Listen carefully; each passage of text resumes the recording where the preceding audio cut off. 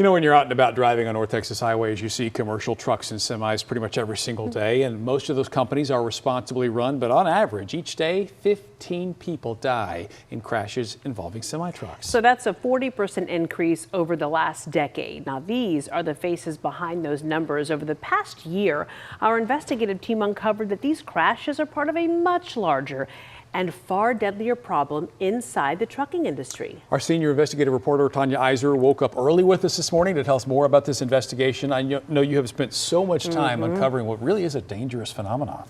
It really is, Mark. These trucking companies, they rack up serious safety problems. Think failed inspections, major crashes, sometimes even losing their insurance, and then they shut down, and we're seeing them pop up under a new name.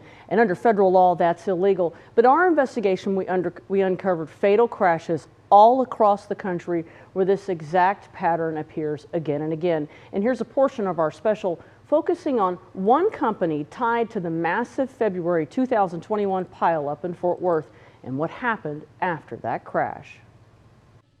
6 months after the crash, Iso Rizzo shut down. Mr. Kadaroff had testified under oath in our deposition over and over that he was not involved in any other trucking companies. You have no motor carrier authority, correct? Correct. But Kadaroff had set up another company in his wife's name. How about Vanmar?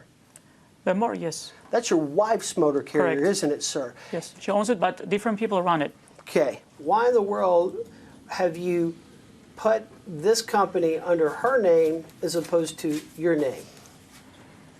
Objection 4. I don't recall any specific or major reason, but I remember that we discussed with her, and she said if we can put under her name. He simply put it under a straw name, and he admitted that he was the head of the operations running that trucking company. Clearly, he had shifted all resources over to Vanmar, and Vanmar was starting to build up into a much larger trucking company.